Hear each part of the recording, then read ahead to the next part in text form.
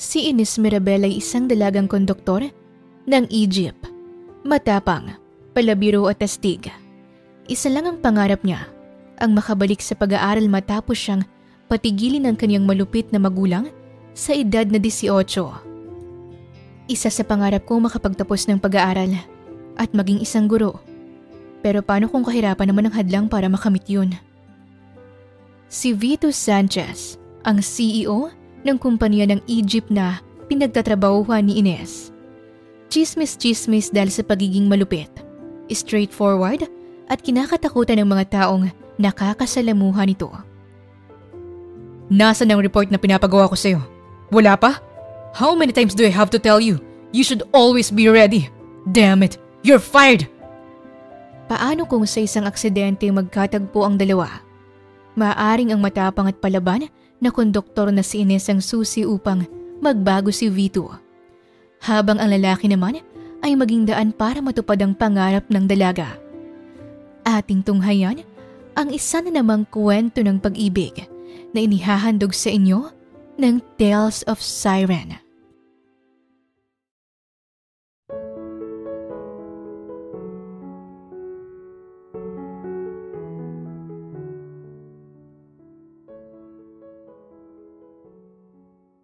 Kubaw! Kubaw! Lalarga na po! Sigaw ni Ines na nasa labas ng sasakyan. Ang suot niya ay isang simpleng t-shirt na nakamaong pants habang may sukbit na puting bimpo sa kanyang balikat. Isa na lang po, lalarga na tayo. Yung mga walang bayad, magbayad na po. Eneng, itong bayad ko.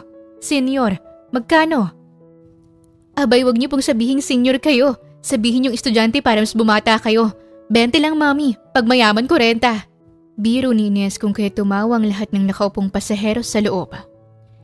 Ikaw talagang bata ka, sobrang nakakatuwa ka, kaya sa'yo ko palaging nasakay eh. Heto, 50 pesos, sa'yo ng sukli. Sobrang natuwa naman si Ines nang marinig ang sinabi ng matanda. Hindi ko na po ito tatanggihan, mommy. Malas akong tumanggi sa grasya. Maraming salamat po ha. Si Ines ay isang dalagang kinagigiliwan ng lahat kung kahit sobrang dami ng pasahero nila araw-araw. Dahil din sa kanyang palabirong ugali ay maraming mga pasahero ang natutuwa sa kanya. 18 anyos pa lang si Ines ay laki na siya sa kalsada. Kinuha siyang isang konduktor ng e-jeep na kung saan ang kanyang ama ay isang driver. Oh, Ines, puno na ba? Lalarga na tayo. Opo, tay. Oh, lalarga na ho tayo. Hawak sa malaki, kapit sa matigas. Arriba! Nagsitawa na naman ang mga tao sa sinabi ni Ines at napapailing na lamang. Habang binabagtas ni na Ines ang daan ay nakikipag-usap naman siya sa mga pasaherong naroon. Isa sa kaniyang kaklose na pasahero ay si Naina, isang kolehiyala na kaedad niya lamang. Kinalabit siya ni Naina kung kaya't napukaw ang atensyon niya. Ines, hoy, kumusta ka? May bala ka na bang bumalik sa pag-aaral? Gagraduate na pala ako sa susunod na buwan. Magbubukas naman ang pasukan. Napagpasyahan mo na bang bumalik? Hindi ko pa nga alam. Magpapaalam pa ako kay tatay. Tsaka hindi pa kasi sapat ang naiipon ko dahil nagastos ko to sa kapatid kong may sakit. Hindi na siguro ako babalik sa pag-aaral, Naina. Ang hirap eh. Lalo pa tumutulong ako kay tatay sa pagbabiyahe. Sus, kailan ka pa babalik kapag nasa 30 anyos ka na? Tumatakbo ang oras, Ines. Kung tutuusin dapat ipinag-aral ka ng magulang mo dahil responsibilidad nila yon. Karapatan mo rin yun. Hindi yung narito ka sa kalsada at naging isang konduktor pa. Natahimik si Ines at napayuko na lamang. Hindi na kasi niya alam kung ano pa ang sasabihin niya kay Naina. Napansin naman yon ni Naina kung kaya't napabuntong hininga na lamang ang dalaga. Anyway, wala na rin akong magagawa pa. Desisyon mo naman yan eh. Tsaka wala namang pinipiling edad ang edukasyon eh. May kaklase nga akong 40 anyos na pero nag-aaral pa rin. Basta, huwag kang mawala ng pag-asa, Ines. Yung pangarap mong makapag-aral, huwag mong kalimutan, okay? Napakahalaga ng edukasyon. Isang kayamanan na hindi basta-basta mananakaw. Alam ko, Naina, hindi ako susuko. Naputo lang sasabihin ni Ines nang biglang huminto ang sinasakyan nilang e-jeep. Mabuti na lang at nakakapit siya sa handle ng e-jeep, kung hindi ay baka nasubsob na siya sa pinakadulo nito. Kasabay nun ay isang malakas na tunog niyang pagkakabanggang narinig nila sa likuran. Aba, gago yun ah! Si Ines ay nagulat at nag-aalalang nilapitan ng ama. Tay, ano pong nangyari? Matapos na sabihin yon, ay nag-aalalang lumingon si Ines sa mga pasahero. Okay lang po ba kayo riyan? Tanong niya kung kaya't nagsitanguan ang mga pasahero. Rinig niya ang bulong-bulungan ng mga tao sa loob kung kaya't pinakalma niya ang mga ito. Huwag po kayong mag-alala, ako na pong bahala sa lahat. Mukhang binangga tayo, Ines. Bumaba ka na't alam mo na ang gagawin mo. Alam ni Ines ang tingin ang binibigay sa kanya ng ama. Minsan na nilang ginawa ito ngunit hindi pa rin siya sanay. Yung gumawa ng gulo at pagbayarin ang nakabangga sa kanila ng malaking halaga. Idagdag pa ang pananakot na pupuntang pulis o makikipag-areglo na lamang dahil ito naman ang may kasalanan. May kasalanan man o hindi, kailangan nilang pilitin ang taong ito na bigyan sila ng pera upang ipaayos ang e-jeep ng kumpanyang pinagtatrabahuhan nila. Opo tay, dating gawi. Bulong niya sa ama kung kaya't ngumisi lamang ito. Kaya kita ginawang konduktor ko eh. Magaling ka, Ines. Sige na, bumaba ka na.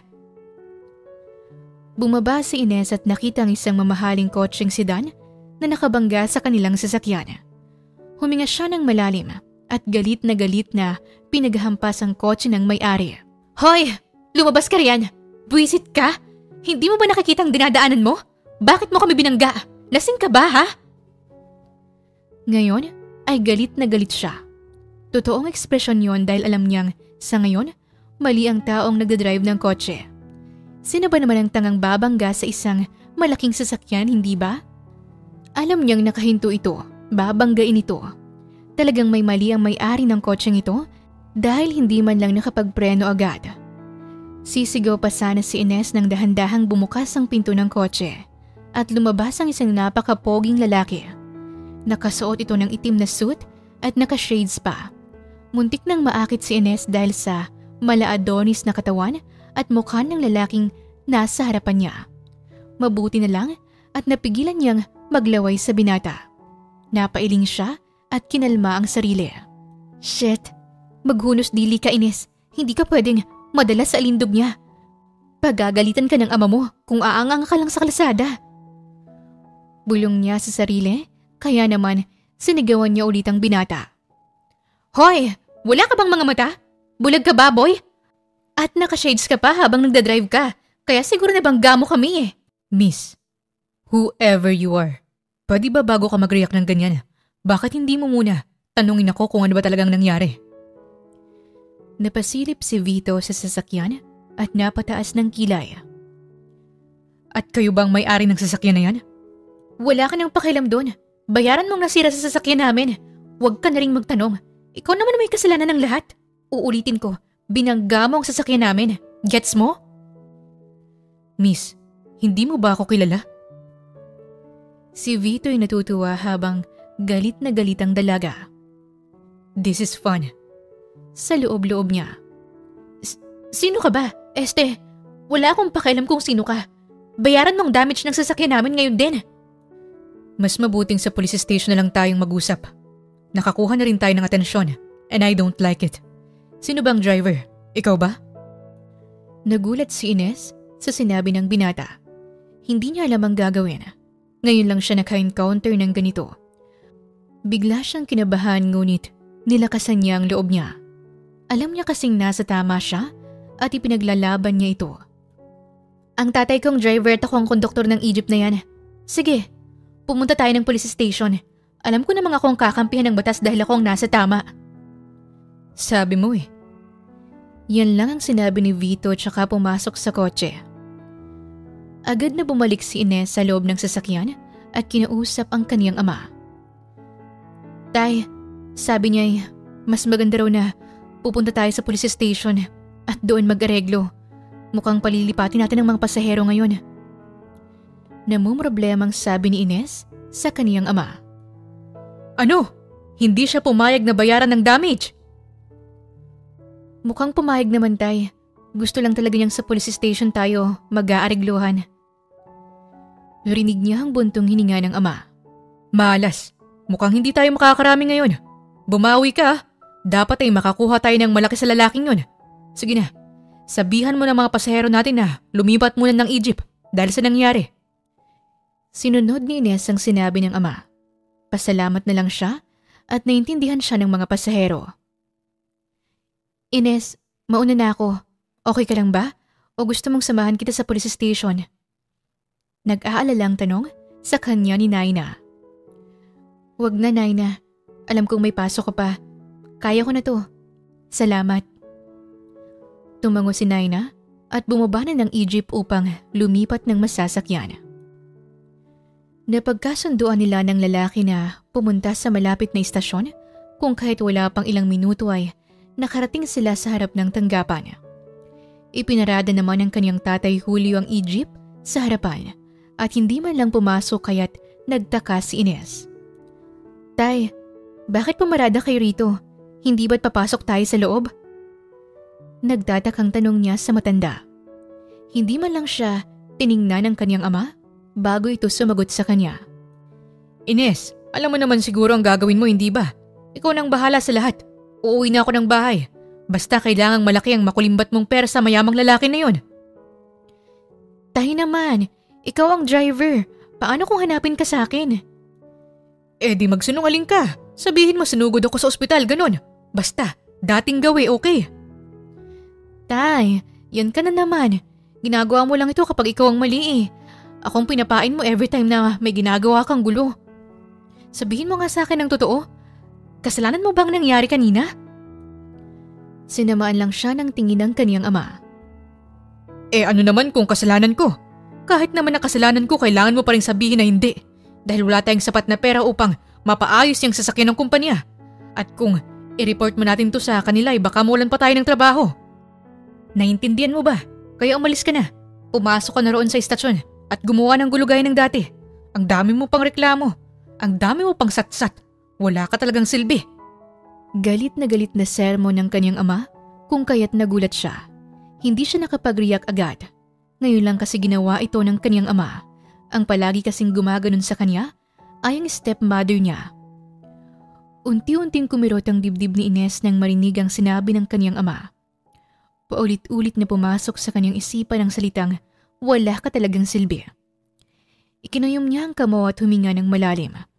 Magsasalita pa sana siya upang ipagtanggol ang sarili nang sinigawan pa siya nito. Ano pa bang hinihintay mo? Alis na! Nagulat si Ines sa lakas ng sigaw ng kanyang ama.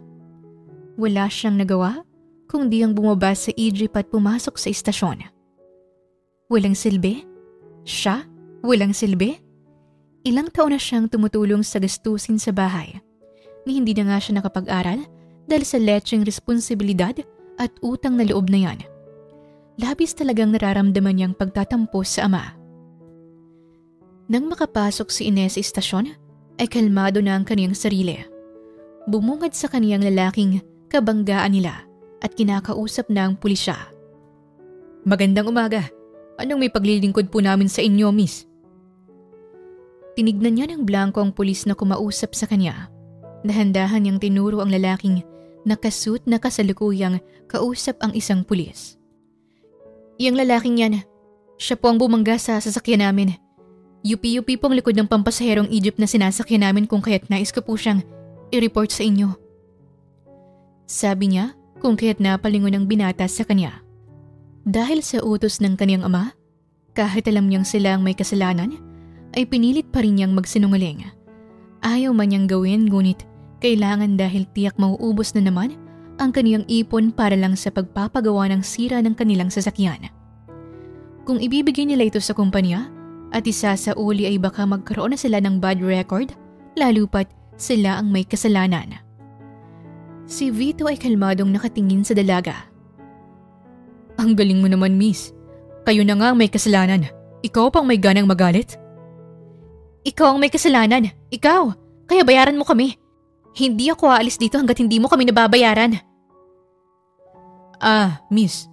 Totoo ba yung sinasabi mo? Base sa kuha ng CCTV, ay kayong may kasalanan kung bakit nabunggo kayo ni Mr. Vito Angeles. Kilala mo ba ang taong ito? Nanlaki ang mga mata ni Ines nang marinig ang pangalang yon. Mr. Vito Angeles? Utal-utal na tanong niya. Oo, si Mr. Vito Angeles. Siyang may-ari ng malaking Egypt company rito sa Kamaynilaan. Hindi mo ba siya kilala? Sikat na sikat kaya siya. Hindi ka ba nanonood ng TV? Hindi makapagsalita si Ines. Nanatili siyang nakatitig sa binatang kalmadong nakatingin sa kanya. Para bang sinusuri nito ang ekspresyon niya. Labis naman ang kaniyang panginginig dahil sa nangyayari. Napalunok siya ng mariin at tumawa ng mahina. Sabihin niyo sa aking prank lang to. Nagbibiro lang kayo, tama? Hindi makapaniwalang sabi ni Ines. Pinagpapawis na rin siya ng malamig dahil sa mga nangyayari. Hindi kami nagbibiro, miss. Narito pa ang ID niya sa amin. Ikinaway ng pulis ang isang ID kung kaya't dali-dali niyang kinuha yon sa kamay ng lalaki. Dahil sa gulat, ay napahawak siya sa bibig at hindi makapaniwalang nasa harapan niya ang future tagapagmana at the same time, CEO ng kumpanyang kanilang pinagtatrabahuhan. Pabalik-balik ang kanyang tingin sa ID at sa mukha ng lalaki. Talagang ito nga ang si Vito Angeles. Paktay siya ngayon. Dahan-dahan niyang binigay ang ID sa pulis at ginitian ng pilit pati na rin ang nakopong binata ay ginitian niya. Naniniwala ka na ba, miss? Since sa kumpanya ka naman nilang tatrabaho, mas mabuti pang mag-areglo na lang kayo rito. Humingi ka ng tawad sa kanya dahil kayo naman ang may kasalanan kung bakit kayo nabunggo ng sasakyan ni Mr. Angeles. Kitang-kita naman yun sa CCTV ng pinangyarihan. Kasi sir, let me explain. You don't need to explain, miss. Narito ang business card ko. Nariyan din ang numero ko. Tawagan mo na lang ako kung ilan ang nagastos mo sa pagpapaayos ng Egypt. At isisend ko na lang ang pera sa'yo. I don't really waste my time on this nonsense situation. Kaso nga lang, mas minabuti kong sa police station na lang tayo mag-usap dahil nakakaistorbo tayo sa kalsada at nagwawala ka na.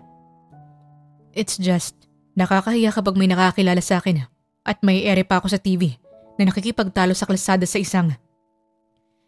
Tiningnan ni Vito si Ines mula ulo hanggang paa. Agad siyang napatakip ng katawan dahil sa uri ng titig nito. Isang tomboy na konduktor. Patuloy pa ni Vito kung kaya't nanlalaki ang mga mata ni Ines.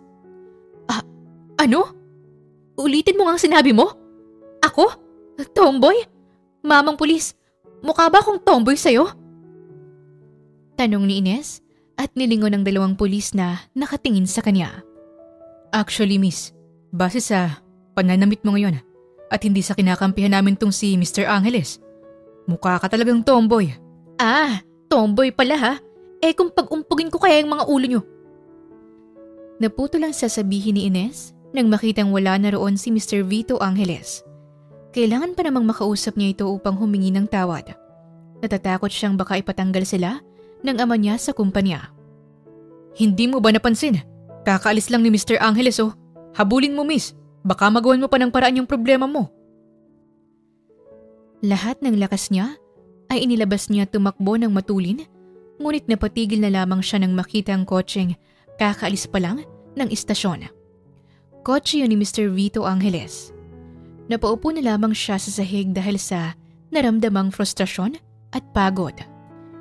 Paano na kami nito? Anong sasabihin ko kay Itay? Malilintikan ako nito sa kanya eh. Namumroblemang sambit ni Ines. Hindi niya namalayan na sinundan pala siya ng dalawang pulis kanina. Kung ako sa'yo, miss, umuwi ka na muna sa inyo at magpahinga. Bukas ka na lang pumunta sa office niya at humingi ng tawad. Balita ko kasi, hindi basta-bastang tao si Mr. Angeles. Malupit din ang lalaking yon at hindi pinapalampas ang taong may atraso sa kanya. Kaya nagtaka ako kung bakit nagbigay lang to ng card sa'yo eh. Kaya nga, akala ko pa naman ipapakulong niya tong kawawang dalaga. Maswerte siya. Paano mo naman nasabing maswerte? Baka nga'y balikan itong dalagang ito ng lalaking yun. Anyway, hindi sa tinatakot kita, miss. Paraan na siguro yun para kausapin mo siya ng masinsinan at humingi ng tawad. Narin naman siguro ang business card niya sa'yo Good luck na lang.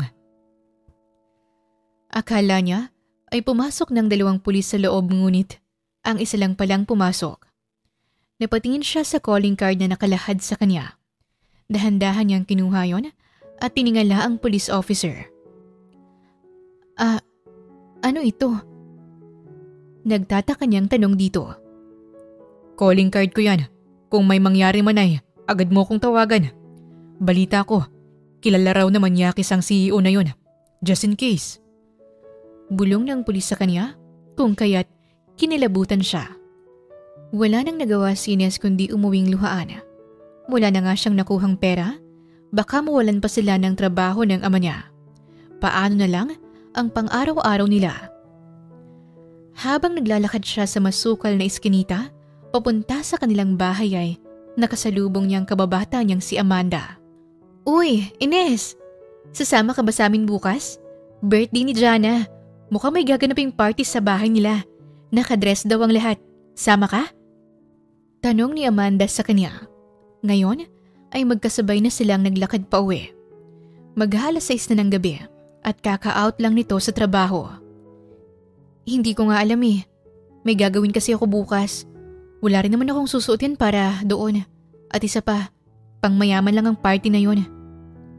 Sagot niya sa dalaga habang tinitingnan ang wallet kung may pera pa ba siyang pamasahe papunta sa kumpanya ng boss nila bukas. Kanina ka pa nakatingin dyan sa wallet mo. May nawawala ka na naman bang pera? Kumupit na naman ba yung lusyang na yun sa'yo? Pambihira namang stepmother mo yan. Hindi na nakontento sa sahod ng tatay mo. Reklamo sa kanya ni Amanda, ngunit hindi na lang siya nagsalita. Anyway, sabihin mo lang ako kung sasama ka bukas ha. Papahiramin na lang kita ng dress ko. Sabay na rin tayong pumunta ron. Speaking of, nakaabang ng evil stepmother mo sa bakuran nyo. Tumawa ng mahina si Ines at napailing sa sinabi ng kaibigan. Napalingon naman siya sa kanilang bakuran at nakita nga niyang stepmother niyang nakatambay sa labas. Hindi na rin niya namalayang malapit na pala sila sa bahay. Mauuna kasi ang bahay ni Amanda kesa sa bahay nila. Hoy, mauna na ako sa'yo. Ayaw kong mabungangaanan naman ng evil stepmother mo. Sabihan na naman akong bad influence sa'yo kahit siya naman ang bad influence sa pamilya niyo, Char. Napapailing na lamang si Ines dahil sa sinabi ni Amanda sa kanya. Ayaw na ayaw kasi ng madrasta niya na mapalapit siya kay Amanda dahil magkaaway ang nanay nito at si Lucia. Meron kasing utang si Lucia na matagal nang hindi nababayaran sa ina ni Amanda. Nagkaabutan pa nga ito sa kapitan. Mabuti na lang at napakiusapan. Kahit na may alitan ay close pa rin sila ni Amanda at hindi mawawala yon. Nang mawala si Amanda sa tabi niya, ay agad siyang naglakad palapit ng bakuran nila. Palingalinga pa ang kanyang madrasta na para bang may inaabangan ito. At nang maaninag siya ng matanda ay agad na lumiwanag ang mukha nito. Napasimangot siya dahil alam niya kung anong ibig sabihin nun. Inaabangan siya nito dahil ini-expect nitong may malaking halaga siyang pera na nakulimbat sa mayamang nakabungguan nila kanina. Ines! Mabuti naman at nakauwi ka na. Kumusta? Nakakuha ka ba ng malaki? Pahingi ako ha. Kanina pa naghihintay ang tatay mo sa yung bata ka. Bakit ang tagal mo naman yata? Ngiting-ngiti pa ito at napapasilip sa kaniyang maliit na bag na nakasukbit sa likuran niya. Malaki-laki ba yan? Nako, makakalaro na naman ako ng bingo tong it's nito. Pwede bang papasukin niyo muna ho ako? Doon na lang tayo sa loob mag-usap. Nasaan ang itay? Tanong niya sa matanda. Sus, parang kukunin ko naman lahat yan. At isa pa, ibibigay pa rin naman yan sa akin ng tatay mo, no? Dahil mahal niya ako. Hindi ba't kakabigay lang sa'yo ng tayo ng pera? 5,000 rin yun. Anong nangyari doon? Inis na sabi niya habang naglalakad papunta sa loob ng bahay.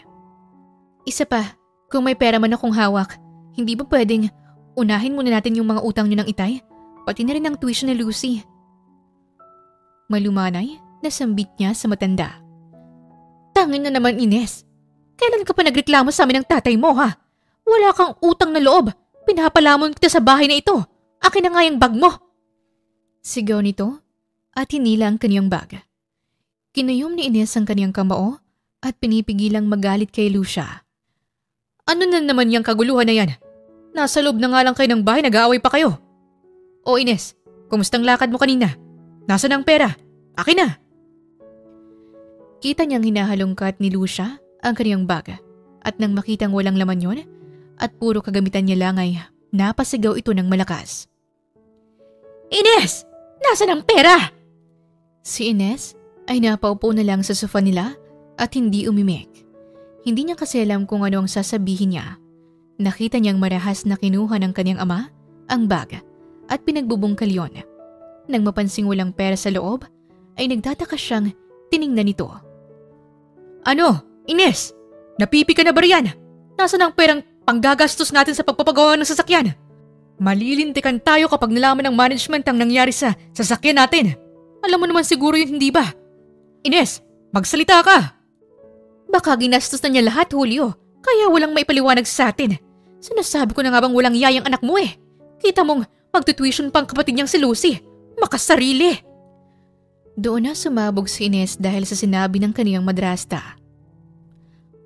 Ako pa talagang walang hiya? Ako pa talagang makasarili? Eh ako nagsasakripisyo rito sa ating lahat. Imbis na mag-aral ako anong ginagawa niyo.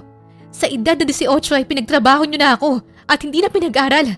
Samantalang si Lucy pinag-aral niyo ng walang pag-aalinlangan. Ako pa nga minsan nang gumagastos sa tuition at allowance niya eh. Ultimo bills ng ospital dahil nagkalagnat lang ang anak niyo eh. Ako pa ang gumastos. Sumusobra ka na, Ines. Natawa ng mahina si Ines. Ako? Ako pa ang sumusobra? Ang lakas din yun, no? Kaya wala akong dalang pera dahil ikaw naman palang may kasalanan ng lahat. Paano magbibigay yung tao eh sa una palang ikaw nang may mali? Isa pa, hindi basta-bastang lalaking yun, Tay. Siyang may-ari ng Egypt company na pinagtatrabahuhan natin. Huli na ang lahat. Baka nga bukas eh, matatanggal na tayo sa trabaho dahil sa pinagagagawa niyo sa akin kahapon. Paano na tayo ngayon? Namutla si Julio sa sinabi ni Ines. Hindi nito akalain na ang taong nakabangga sa Egypt na sinasakyan nila ay walang iba kundi ang CEO ng kumpanyang pinagtatrabahuhan nila. Napahawak si Julio sa sentido. Hindi alam kung anong sasabihin. Bagsak din ang balikat nitong umupo sa sofa at malalim ang iniisip. Hindi! Hindi maaring mawalan kayo ng trabaho. Paano lang kami ng anak natin, Julio? Si Lucy na malaki ang tuition sa pinapasukan niyang eskwelahan. Ang allowance niya. Paano na lang ang skincare ko? Hindi ko na yun mabibili. At skincare mo pa talagang iniisip mo?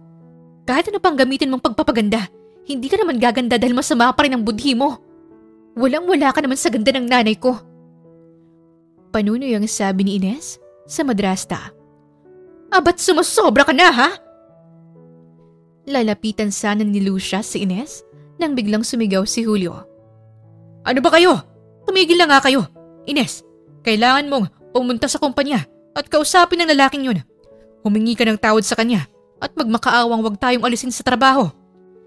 Ikaw na ang bahala, total. Ikaw naman ang may kasalanan ng lahat eh. Hindi makapaniwala si Ines sa sinabi ng ama. Siyang may kasalanan ng lahat? Saan banda? Sinunod lang naman niya ang gusto niyang ama. Napadabog si Ines dahil sa sobrang galit. Bakit ako lang? Bakit hindi kayo sasama? Hindi ba't kayo naman ang driver? In the first place, kayo naman ang mali.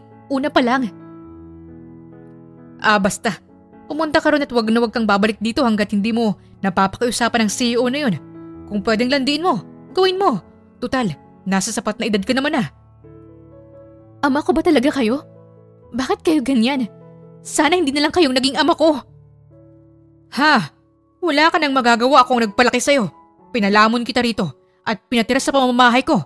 Kaya huwag ka nang magreklamo. Hindi naman sa'yo ang lupang ito. Kung tutuusin kay nanay ito. Sumusobra na talaga kayo. Mga wala kayong puso. Grabe ang gigil na nararamdaman ni Ines. Halo-halo rin ang kanyang nararamdaman. Mula sa galit, pagkasuklam at sakit. Para bang dinudurog ang kanyang puso ng sobrang pino. Tila ba hindi siya makahinga sa oras na yon? Kaya ang ginawa niya ay umalis siya sa bahay nila at tumambay muna sa labas. San ka pupuntang bata ka? Hindi pa tayo tapos. Iyon ang huling nasabi ng kanyang ama bago siya lumabas ng bahay. at tumambay sa bakuran nila. Sa puntong yon ay tuluyang bumuhos ang luha sa kanyang mga mata. Marahas niyang pinunasan yon at sumalampak sa upuan upang makapagpahinga. Kung narito lang sana ang kanyang ina, ay baka okay pa ang relasyon nila ng ama. Simula kasi nang dumating si Lucia na brainwash na ito. Yung 100 na natira sa wallet niya, sapat na yon pampamasahe niya bukas upang pumunta sa kumpanya ng CEO na yon. Kinuha niya ang card na nasa wallet niya at tinitigan. Si Vito Angeles. Yan ang pangalan ng lalaking kakausapin niya. Wala siyang choice kundi ang magmakaawa dahil kailangan niya pa rin na magtrabaho. Paano na lang ang pang-araw-araw na gastusin niya?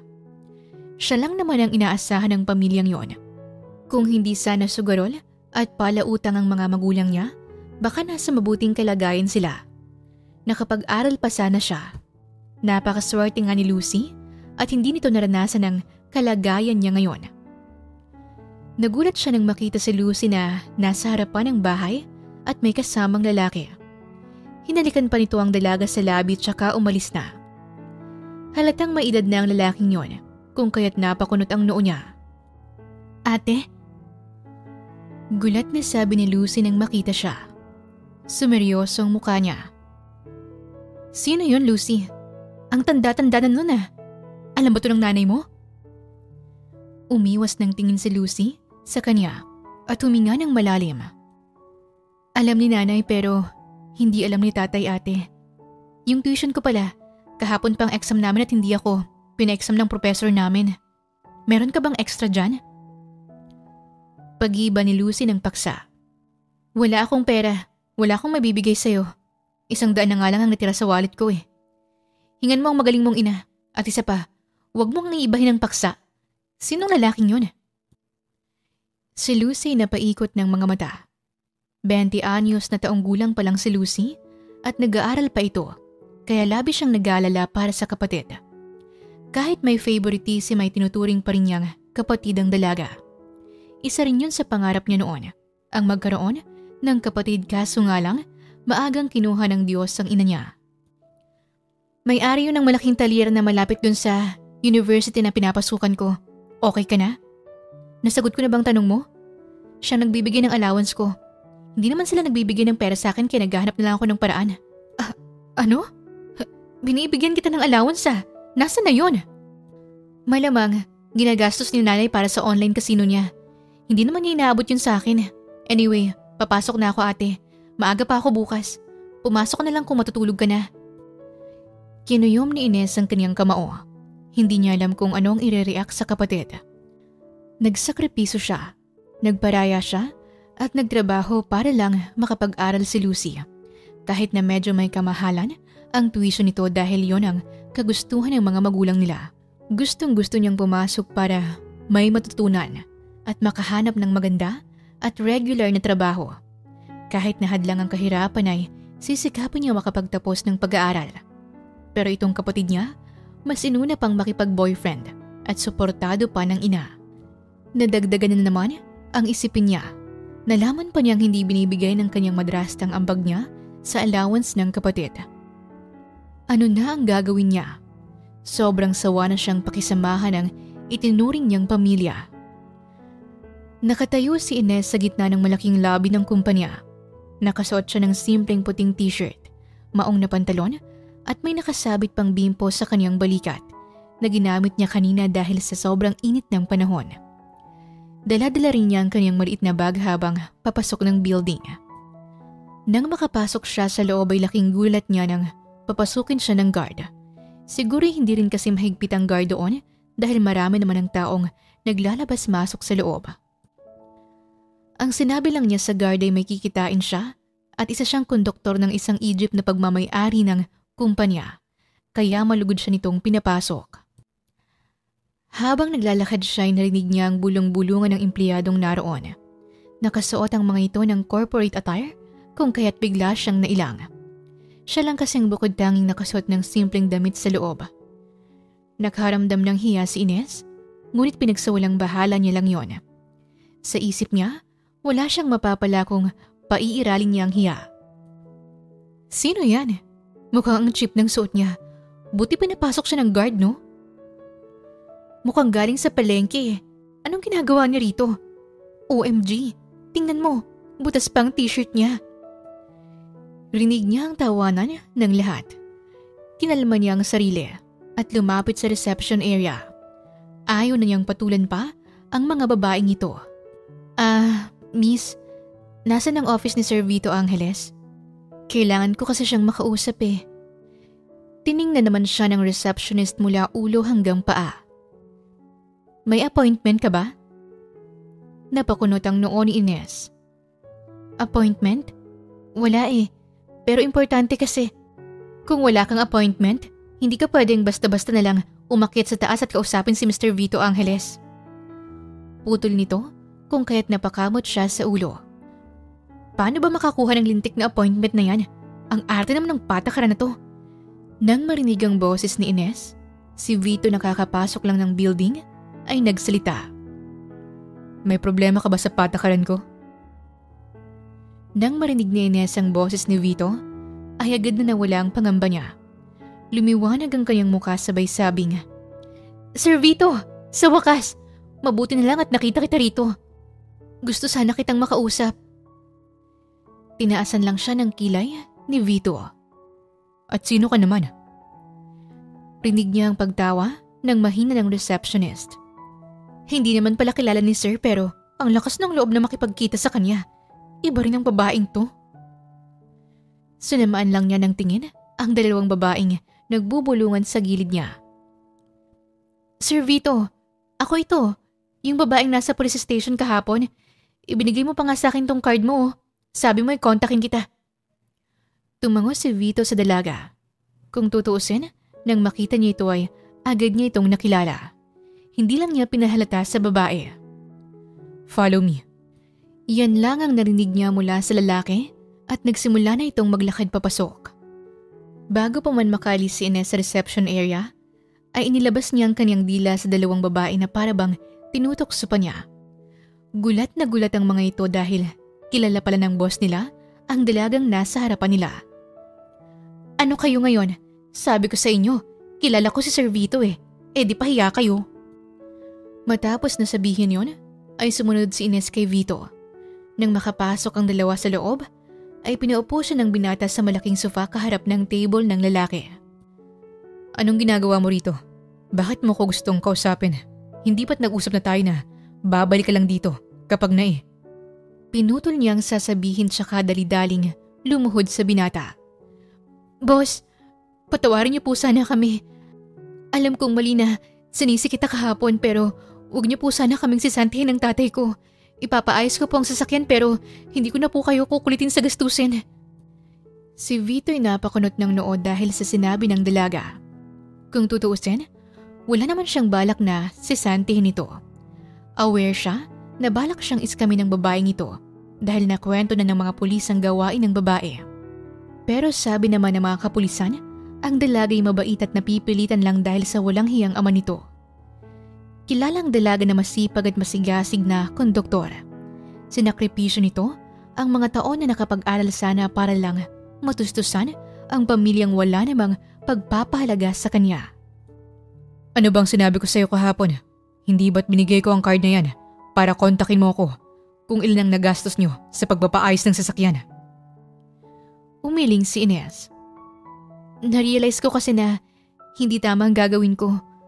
Ayoko nang ulitin ang nangyari noon dahil sa sobrang nakokonsensya ako. Sawa na rin akong sundin ng mga magulang ko. Nakokonsensyang sabi ng dalaga. Hindi man maintindihan ni Vito ang sinabi ni Ines, ngunit para bang nakaka-relate siya sa dalaga. Hindi rin maintindihan ng binata kung bakit nakakaramdam siya ng awa sa dalagang naiiyak na sa kanyang harapan. Kagaya niya ay alam niyang may dinadalang bigat ang dalagang ito. Nginisian ni Vito si Ines. What's your name again? Pag-iiba ni Vito. Ines po. Okay, Ines. I have a deal for you. Papatawarin lang kita kung papayag kang maging personal maid ko. Nagulat si Ines dahil sa sinabi ng binata. Ano ho? Personal maid? Yes, mula ngayon, ikaw na magiging personal maid ko. It's either you'll accept it or mapipilitan akong i-report ang nangyari at masisisante kayo. Choose. Si Ines ay nakaramdam ng kaba. Wala rin siyang pagpipilian. Kailangan niya ng trabaho kung kaya't tinanggap niya ang offer ng binata. Sige po, papayag ako. That's good. Mag-umpisa ka na ngayon. Ang salary mo ay 30,000 per month. Okay na ba yun sa'yo? 30,000 po? Gulat na sigaw ni Ines sa binata. Yup, stay in din. Kailangan ko kasi ng maglilinis 24 hours sa bahay ko. Libre na rin ang pagkain at iba pa. Sa isip ni Ines, parang it's so good to be true ang nangyayari sa kanya ngayon. Hindi naman masamang subukan na maging personal maid ng binata, hindi ba? At isa pa, malaki ang sahod. Stay in pa. Makakalayo na siya sa mapang-abuso niyang ama at madrasta. Makakaipon pa siya sa pag-aaral niya. Hindi na rin masama. Sige, tatanggapin ko ang offer niyo. Nasa loob lamang si Ines ng office ni Vito at nababagot na tumingin sa binata. Seryosong nagtitipa ito ng laptop at paminsan-minsan ay nagsusulat. Ilang minuto na siyang naroon at gusto ng lalaki ay tumambay lamang siya sa loob. May tatapusin daw kasi itong trabaho muna bago siya ihatid sa bahay nito upang maglinis. Gusto sana niyang umuwi muna sa bahay nila ngunit ayaw naman ng lalaki. Sabi nito, ngayon ang first day niya kung kaya't kailangan niyang magtrabaho, lalo pat binigyan na siya nito ng paunang bayad. Tama, binigyan agad siya nito ng 30,000 na hanggang ngayon ay hindi pa rin siya makapaniwala. Kasabay sa 30,000 ay ang gastusin ng pagpapagawa nila ng sasakyan na binunggo ng lalaki. Nakaramdam siya ng pagkaihi kung kaya't naisipan niyang magpaalam muna kay Vito na magsi-CR lang siya. Boss, magsi-CR lang ako. Pwede? Hindi man lang siya nito tiningnan. Kinumpas lang nito ang kamay na para bang sinasabing, go ahead. Kaya dali-dali siyang lumabas ng office nito. Nakasalubong pa niya ang sekretarya ni Vito. Tinaasan lamang siya nito ng kilay at tiningnan siya mula ulo hanggang paa. Hello? Sino ka? Bakit ka pumasok sa office ni Sir Vito? Ako yung bagong personal maid ni Sir. Nasa loob si Sir. Kausapin mo na lang kung hindi ka naniniwala sa akin. Tinaasan din niya ng kilay ang dalaga. Ah, ganun ba? Bagay na bagay ka ngang maging maid ni Sir. Anyway, binabalaan na kita ha. Huwag na huwag mong aagawin si Sir at lalandiin. Naintindihan mo? Kung hindi, malalagot ka sa akin. Pananakot ng sekretarya ni Vito sa kanya. Bakit? Asawa ka ba niya para sabihin niyan sa akin? Pareho lang naman tayong empleyado rito kung kaya't wag na wag mo akong tatakutin. Wag mo rin akong tataasan ng kilay as if ikaw naman ang may-ari ng kumpanyang to. Haler, matuto rin tayong lumagar ano? Ba't ang tapang mo ah? Tingnan lang natin kung tatagal ka as personal maid ni Sir. Good luck na lang sa'yo. Pangit. Pangit? Mas maganda pa nga siya rito. Maganda lang ang damit nito at makapal ang makeup. Ulol, ikaw ang pangit. Ang kapal ng makeup mo para kang isang clown. Saan ang birthday party natin dyan ha? Tukso ni Ines sa dalaga. Walang nagawa ang sekretarya kundi ang magdabog at pumasok sa loob ng office ni Vito. Siya naman ay nagmamadaling nag-CR at nang makapasok siya sa loob ay nilalandi na ng sekretarya ang amo niya. Hindi niya alam kung bakit naalibadbaran siya o baka gusto lang niyang inisin ang dalaga. Sir, matagal pa po ba yan? Nangangati na po kasi ang kamay ko. Gusto ko nang maglinis ng bahay niyo. Si Vito naman ay nawala ang atensyon sa sekretarya. Nakakunot ang noo nito habang nakatingin sa kanya. Napakibit-balikat na lamang siya. Maaga rin po kasi akong uuwi gawa ng kailangan ko po munang mag-impake ng damit. Sabi niyo po stay in ako sa bahay niyo eh.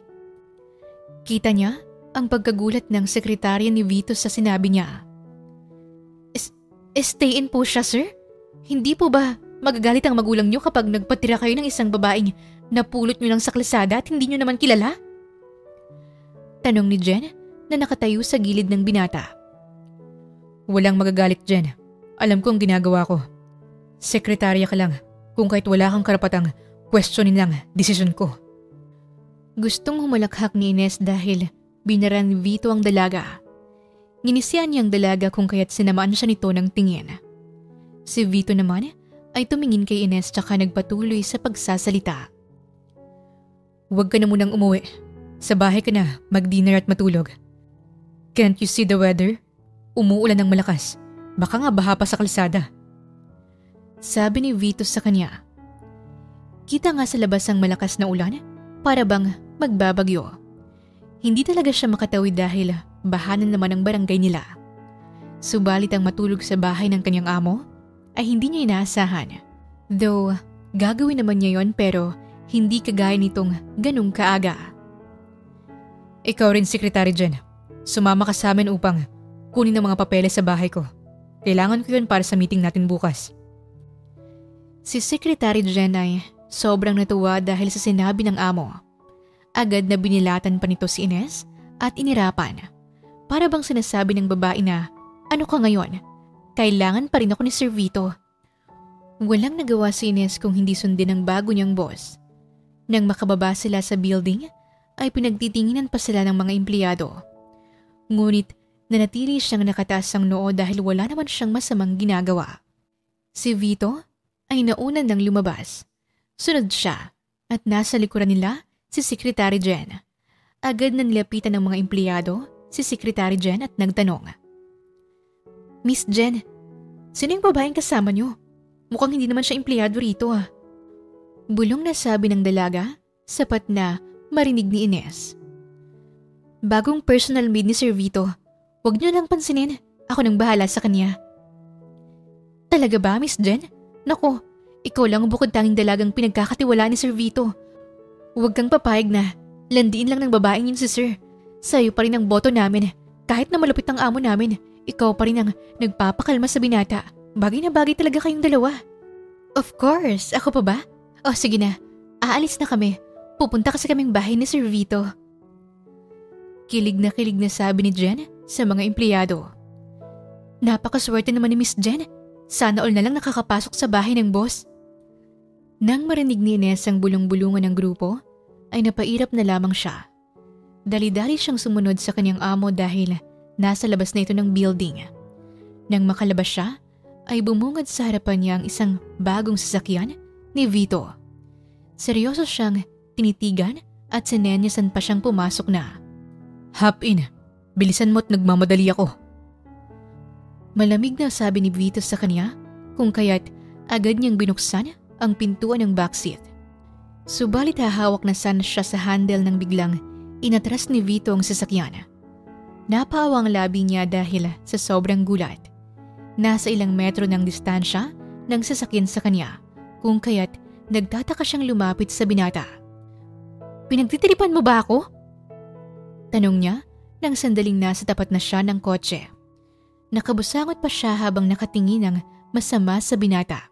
Subalit, nginisian lang siya ni Vito. Gagawin mo ba akong driver mo? Siniswerte ka naman yata. Sa passenger seat ka umupo. Walang nagawa si Ines kundi ang buksan ng pinto at umupo sa passenger seat. Yun lang naman pala. Di sana sinabi mong sa passenger seat ako uupo, hindi yung umatras ka pa't pinalakad mo pa ako ng ilang kilometro. Lakas mo rin, boss. Sabi ni Ines sa binata. Sa trip ko Paki mo ba? Ako ang boss dito. Ako ang masusunod. Walang nagawa si Ines kundi ang tumahimik na lang at napairap kay Vito. Ilang segundo lang ang nakalipas ay lumapit na rin si Jen sa kanila. Nang buksan ni Jen ang pintuan ng passenger seat, ay nanlaki ang mga mata nito. Excuse me? Seat ko yan. Doon ka sa likod. Inis na sabi ni Jen sa kanya kung kaya't tinaasan niya lang ito ng kilay. Sabi ni boss dito raw ako uupo. Sinunod ko lang naman ang utos niya. Bakit? May pangalan mo ba sa upuan? Kung meron ay aalis ako. Tukso ni Ines sa dalaga. Sir Vito, hindi ba't akong umuupo dyan noon pa man? Bakit nasa passenger seat na yung maid mo? Sumbong ni Jen at nahihimigan pa ang boses nito ng lambing. Jen, kung gusto mong sumama sa amin, huwag ka nang magreklamo. Nakaupo na si Ines sa passenger seat. Huwag mo na siyang pababain pa. You're wasting my time. Malamig na sabi ni Vito sa sekretarya. Walang nagawa si Jen kundi ang isarado ang pinto at umupo sa backseat. Sinadya ring lingunin ni Ines ang dalaga at napabelat pa. "Humanda ka sa akin mamaya, bitch," sabi ni Jen nang walang boses. Ilang minuto lang ay nakarating na sila sa mansyon ni Vito. Sobrang laki nito kung kaya namangha ng sobra si Ines. Ngayon lang din siya nakakita ng isang napakalaking mansyon na wala ang kaniyang pagkamangha nang may ma-realize. Siya ba ang lahat ang maglilinis ng buong mansyon? Kung oo, baka mag-back out na lang siya. Ikamamatay niya ang trabahong ito. Baka nga buong araw ay hindi pa siya tapos sa paglilinis ng buong mansyon. Nilapitan niya si Vito at hindi mapigilang magtanong. "Boss, seryoso ka bang gagawin mo akong personal maid? Ang laki kaya ng mansyon mo. Baka mategi naman ako nito sa kakalinis ng bahay mo buong araw. Magbaback out na lang siguro ako." Pinutol ni Vito ang sasabihin niya. "Sinabi ko bang ikaw ang maglilinis ng mansyon? Ang trabaho mo lang ngayang maglinis ng kwarto ko. Paglutuan ako ng almusal sa umaga at sa gabi." Sabi ni Vito, kaya't napatango lang siya. "Ay, akala ko naman po buong mansyon. Sabi niyo po kasi kanina buong bahay eh." "Anong akala mo sa akin? Namumulubi na? Kaya isang maid lang ang kinuha ko? I have a tons of maids here. Hindi lang ikaw. Mamaya ipapakilala kita kay Manang." Sa puntong yon, ay sinalubong sila ng hile-hilerang maid sa sala. May isang matanda ron na binati si Vito at nagmano pa ito. "Manang, meron akong bagong recruit na maid. Since nag-resign na yung kinuha ko, kaya kumuha ulit ako ng bago. Her name is Ines. Ines, si Manang ko rin. Siyang mag-guide sa'yo sa lahat ng gagawin mo. I'll just go upstairs to change my clothes. Manang, ikaw nang bahala sa kanila." Sabi ni Vito at umakyat na ng hagdan. Bago pa man makali si Vito, ay nilingon niya si Jen. "Jen, intayin mo na lang ako rito. Ibibigay ko na lang ang report na pag-aaralan mo bukas." Si Ines naman ay magalang na binati ang matanda. Mukhang approachable naman si Manang Kuring kaya siya na ang unang bumati rito. "Magandang hapon po, Manang Kuring." Magalang niyang bati tsaka ngumiti pa. "Abay, kay ganda namang batang ito. San mo siya nakilala, Vito? Bagay na bagay kayo." Naputo lang sinabi ni Manang nang biglang magsalita si Jen. "Bagay? Maganda? Hello? Para nga siyang isang tindera sa palengke. Ang dugyot? Palibhasa same kayo. Pare-pareho kayong mga dugyot." Dahil doon, ay hindi na napigilan ni Ines na magalit sa dalaga. "Sumusobra ka na talagang babaita ka. Mas maganda pa nga ako sa'yo kung hindi ka lang nakaayos at naka-makeup eh. Tumigil ka nga sa pangungutya mo. Baka karamahin ka. Sige ka, magkukulang pa naman ang stepmom ko." Sabi ni Ines, kahit natawa ang mga katulong doon. "As if naman maniniwala ako sa'yo." Umalis si Jen at umupo na lang sa sofa. Kinuha ang cellphone nito at nagtipa. "Huwag mo nang pansinin niyang si Jen, iha. Sanay na kami sa maldita niyang ugali. Kung makaasta, akala mo naman ay asawa ni Sir Vito." Sabi ni Manang, tsaka isa-isang pinakilala sa kanya ang mga nakahilerang maid sa loob. Nang matapos ay tinur muna siya ng matanda sa loob ng mansyon. Isa-isa nilang pinuntahan ang mga silid at siya na may taimtim na nakinig. "Alam mo ba yang si Sir, kahit na masungit ay mabait din. Hindi rin ito madamot. Malaki nga siya kung magpasahod. Kaso nga lang noong mamatay ang kanyang ama at nagkaroon ng bago si Ma'am Cassandra, ay nagbago na siya. Mas natutukan kasi ni Madam ang love life niya kesa kay Sir Vito. Ako na nga nag-alaga sa kanya simula bata pa." Kwento sa kanya ni Manang. Sa isip-isip ni Ines ay may pagkamarites din pala itong si Manang pero gusto niya ito. Madaldal para hindi naman siya mabagot habang nasa loob. Mabuti na nga lang at hindi siya nag-iisa sa mansyon na yon. Kung yan ang mangyari, ay baka nag-back out na siya kanina pa. Mas gugustuhin po niyang maging isang konduktor kaysa mag-isang maglinis ng malaking bahay na ito. "Ganun po ba, Manang? Pareho po pala kami ni Boss Vito. Nawalan din ako ng ina sa murang edad at nagkaroon din ng bagong asawa ang aking ama. Medyo hindi nga lang kami nagkakaintindihan ng madrasta ko." Ganon din si Sir. Hindi rin sila close ng stepfather nito. Medyo hindi ko rin gustong ugali nun. O siya, hanggang dito na lang ako, iha. Nandoon sa pinakadulo ng pasilyo ang kwarto ni Sir. Maghahanda lang ako ng makakain natin. Pakisabihan na rin si Sir na bumaba na't kakain na muna. Mahirap na kasi minsan ay dumediretso ito sa office at hindi na nagpapaistorbo. Ang resulta ay late na itong kumakain ng dinner. Minsan nga'y hindi na. Sige na. Paalam ni Manang kung kaya't tumango siya. Hindi alam ni Ines kung anong pumasok sa isip niya at dahan-dahan siyang naglakad palapit sa kwarto ni Vito. Siguro dahil na-curious siya sa loob ng kwarto nito o talagang masunurin lang siya.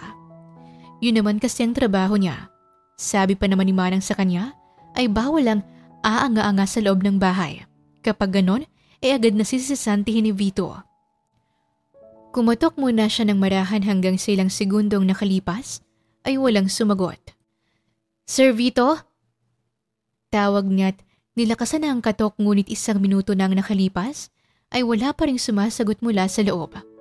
Biglang kinabahan si Ines. Hindi sa pagiging OA pero talagang nakaramdam siya ng pag-aalala sa amo. Sir, papasok ako ah! Sigaw niya kaya dahan-dahan niyang pinihit ang seradora ng pinto. Doon ay nakita niya ang sobrang laking kwarto. Napakaganda at elegante nitong tignan. Malinis din ang loob at nakaorganisang mga gamit. Nakapakunot siya ng noo. So, ano naman ang lilinisin niya rito? Ang linis-linis na ng kwarto ng boss niya. Sir Vito! Yuhu! Tawag niya. Sa paglingon niya sa parteng banyo ay saktong bumukas rin ang pinto. Napangangas siya nang makitang nakataples na binata. Napalunok din siya ng mariin at pinasadahan ng tingin ng mala-adonis na katawan ng lalaki. Hindi pa siya nakakita ng hubot-hubad na lalaki pero ibang-iba ang katawan ng lalaking ito. Sobrang nakakabighani. Parang isang masterpiece ng isang pintor. Napaka-perfect kumbaga.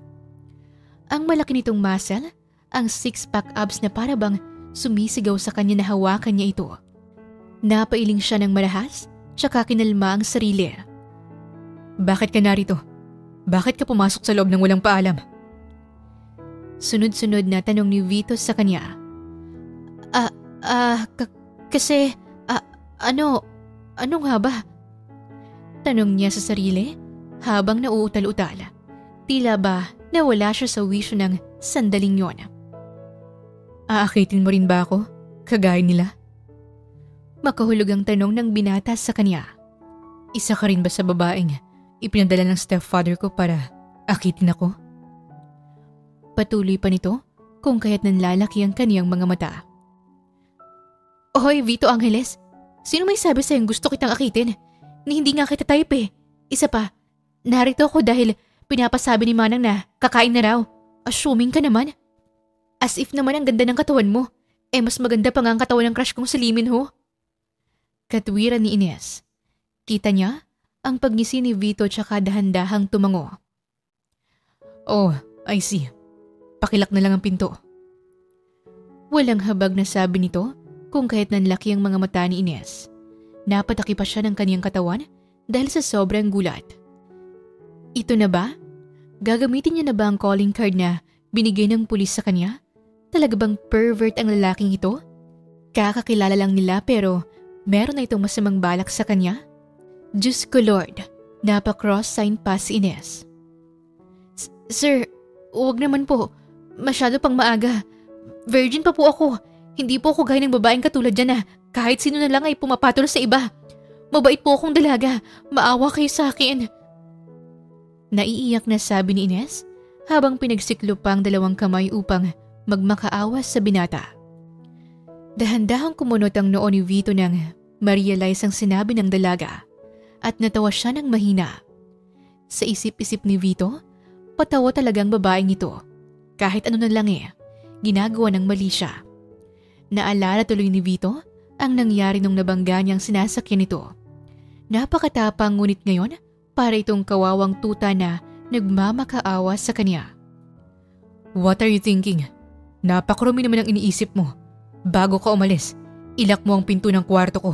Yan ang ibig kong sabihin. Sabi ni Vito, kaya't nawala ang takot sa mukha ni Ines.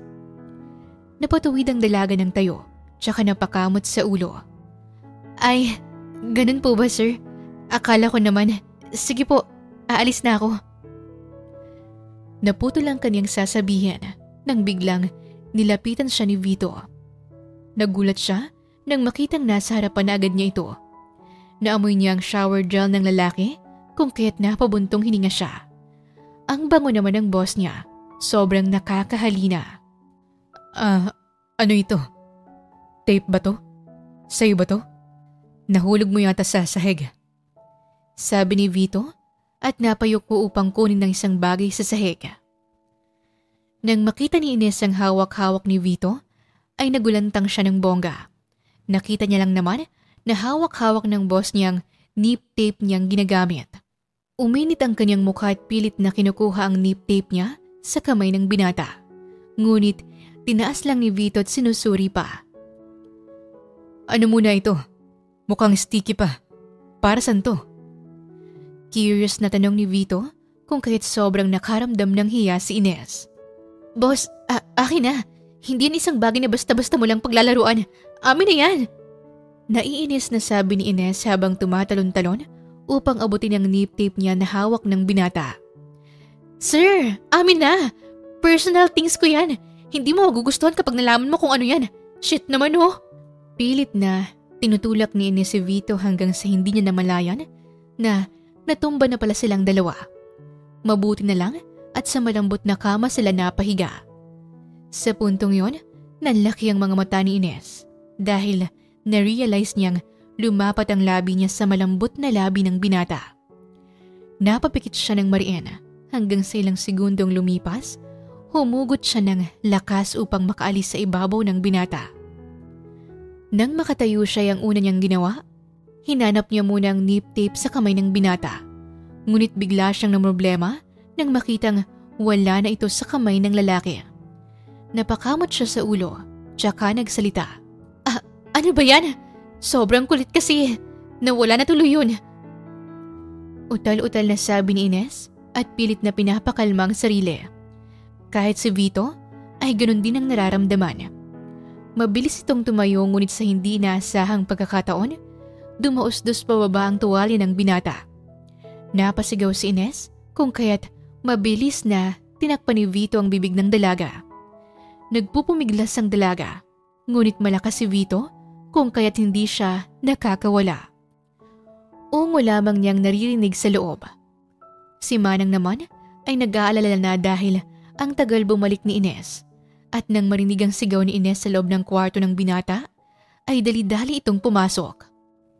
Anong nangyari, iha? May problema. Naputol ang sasabihin ng matanda nang makita ang sitwasyon sa loob. Ay sus Mariosep! Pasensya na kayo mga anak ko! Sabi ni Manang at dali-daling umalis sa loob ng kwarto. Doon lang pinakawalan ni Vito si Ines. Si Ines naman ay napaupo na lamang sa sahig dahil hindi makapaniwala sa nangyari. Shit! Mura ng binata at dali-daling pinulupot ang tuwalya sa bewang. Bakit ka pa kasi sumigaw? Bakit ka kasi humubo sa harap ko? Nakita ko tuloy yung oh my God, yung nip tape ko! Sabi ni Ines nang makitang nakadikit ang nip tape niya sa pader. Dali-dali namang kinuha ni Ines yon at tinago sa bulsa. Bago pa siyang umalis sa kwarto, ay sinamaan pa niya ng tingin ng lalaki. Bastos! Namumulang sabi niya at sinarhan ng malakas ang pinto. Nagngingit-ngit sa galit si Ines habang naglalakad pababa ng hagdan. Inis na inis siya kay Vito dahil kakarating niya lang sa mansyon ay ganito na ang nangyari. Hindi lang niya nakita ang katawan ng amo kundi ang malaki nitong basta. Hanggang ngayon ay nanginginig pa rin siya sa sobrang trauma. Trauma nga ba? Bababa na sana siya ng hagdan nang marinig niya si Jen na may kausap. Hindi naman siya ganon katsismosa ngunit nakita niya kasi itong nagtago sa gilid at hawak-hawak nito ang telepono. Boss, napatawag kayo? Tanong nito na para bang natatakot. Oo, Malapit na. Ngayon nga mismo ay dito ako matutulog. Gagawa ko ng paraan upang akitin siya. Huwag kang mag-alala. Mamaya na lang tayo mag-usap, okay? Nasa mansyon niya ako ngayon. Baka may makarinig sa atin. Bukas na bukas din ay babalitaan kita. Mabilis na binaba ni Jen ang telepono. At nang makita ni Ines na bumalik na ito sa sofa, ay doon lang siya lumabas. Taas noo siyang naglakad, pababa ng hagdan na para bang may-ari ng mansyon. Sa tingin niya may binabalak itong masama sa amo niya, kaya hanggat maaari ay alerto siya. San ka galing? Bakit nasa taas ka? Tanong ni Jen sa kanya. Ay, oo nga pala. Maid ka pala rito, nakalimutan ko. Yaya, bigyan mo nga ako ng juice. Utos sa kanya ng dalaga, kung kaya't inismeran lang niya ito. Magtimpla ka ng sayo. Boss ba kita para sundin kong inuutos mo? Pareho lang naman tayong empleyado rito. Che! Dali-daling pumunta si Ines sa kusina kung saan naroon si Manang. Nang makarating siya roon, ay laking ngisi ng matanda sa kanya. Uy, ikaw ha, hindi ka naman siguro may dito eh. Baka talagang girlfriend ka ni Sir. Huwag kang mag-alala, safe ang sekreto niyo sa akin. Hagikik na sabi ni Manang kung kaya't napangiwi siya. Manang, mali ang iniisip mo. Hindi ganun ang nangyari. Itong mga batang to, magdi-deny pa. Nasa tamang edad naman na kayo. Normal lang naman yun. Walang nagawa si Ines kundi ang napailing. Tumulong na lang siya sa gawain dahil kahit anong pilit niya sa matanda ay hindi pa rin ito naniniwala. Sa mali nga kasi ang nasa isip nito. Sabay-sabay silang kumain sa pagkainan. Pati nga si Manang at ilang mga maid ay naroon din kasama nila. Nagulat si Ines dahil mabait naman pala si Vito kung tutuusin. Ganyan talaga si Sir Vito. Ayaw nitong walang kasalo sa pagkainan, kaya hanggat maaari ay sinasabayan namin siya sa pagkain. Sabi ni Manang habang naguhugas sila. Kakatapos lang kasi nilang kumain. Si Vito ay naroon sa sofa at kausap ang sekretarya. Hindi po ba niya kasama ang mga magulang niya? Nasaan po sila? Tanong ni Ines sa matanda. May sariling bahay na rin. Simula kasi nang makilala ni Madam Cassandra ang bago niyang asawa, ay bumukod na ito. Ako nang nag-aalaga kay Sir Vito. Masyado kasing na-inlove si Madam sa lalaking iyon. Kaya nakalimutan na rin itong may anak siya. Ewan ko ba kay Madam? Pero siguro, ganun talagang nagagawa ng pag-ibig. Nakakalimutan ng lahat. Kagaya ko rin pala siya. Malupit din ang tatay at palaging inuuna ang kanyang escabeche. Sabi ni Ines, kahit napakunot ng noo si Manang. Escabeche? Ano yon? Hindi ba't ulam yon? Tanong ni Manang kung kaya't natawa si Ines. Kabit ho, Manang. Escabeche. Para hindi halata. Ikaw talagang bata ka. Palabiro ka. Tiyak mapapasaya mo si Sir araw-araw. Siguro yun ang nagustuhan ni Sir Vito sa'yo. Mabait at maganda na. Palabiro pa. Sabi ni Manang sa kanya.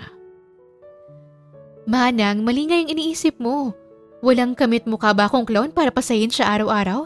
Isa po akong personal maid ni Sir Vito. Yan ang totoo. Kahit wala, alam kong kayong magkakatuloy ni Sir. Naniniwala ako. Napangiwi si Ines. Kanina chismosa, ngayon naman manghuhula. Iba rin talaga tong si Manang eh. Bulong niya sa sarili.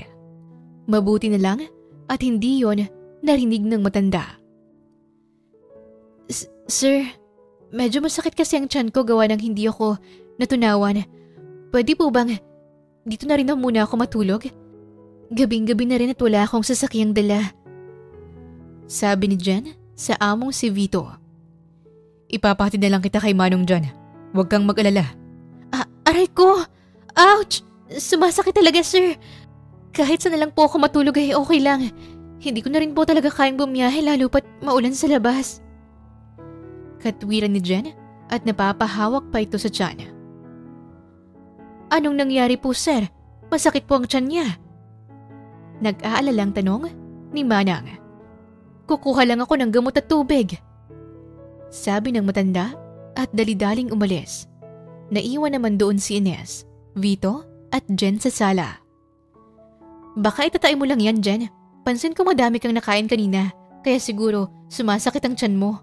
Sabi ni Ines, halatang pagdududa sa kanyang muka. Hindi, sumasakit din nga ang ulo ko. Sir, kahit sa sofa na lang ako matulog ay okay lang. Pasensya na po talaga. Pagmamakaawa ni Jen. Napahangos ng malalim si Vito. Tila ba walang nagawa sa sinabi ng dalaga. Sige, basta bukas na bukas ay umalis ka na. Maaga pa tayo sa meeting natin. Malamig na sabi ni Vito, tsaka umakyat na sa hagdan. Bago pa man ito makalayo ay inutusan pa siya ng binata. Ines, follow me. Tumango si Ines at dali-dali namang sinundan ng binata. Siguro ay may papagawa ito sa kanya. Nang makarating sila sa taas, ay may binuksang kwarto si Vito. This is your room. Malapit lang sa kwarto ko. Dati kong room to. Kaso lang medyo maliit para sa akin kaya nagpagawa ulit ako ng bago. Ikaw nang bahala sa loob. Dito ka na rin matutulog. Sabi ni Vito, kaya nanlaki ang kaniyang mga mata. Seryoso kayo, sir? Kwarto ko talaga to? Ang laki naman. Doon na lang ako sa maid's area. Hindi ba't personal maid mo ko? Sunod-sunod na tanong ni Ines dahil hindi siya makapaniwala. I don't care if you're my personal maid. Basta't dito ka, matutulog. Tapos. Walang nagawa si Ines kundi ang pumasok sa loob ngunit bago pa man makaalis si Vito ay mabilis siyang nagsalita. Sir, may gusto sana akong sabihin. Kanina pa niya pinag-iisipan na sabihin kay Vito ang narinig niya mula kay Jen. Subalit napailing siya. Baka mali lang siguro ang narinig niya. Ayaw din naman niyang madamay pa sa gulo ng binata. Ano yun? Talaga po bang sa sofa matutulog si Jen? Tanong niya lang sa binata. Yes, why? Wala po. Natanong ko lang. Sige boss, good night. Sasarahan na sana niya ang pintuan nang pigilan naman siya ni Vito. Ines! Tawag nito sa kanya kung kaya't natigilan siya.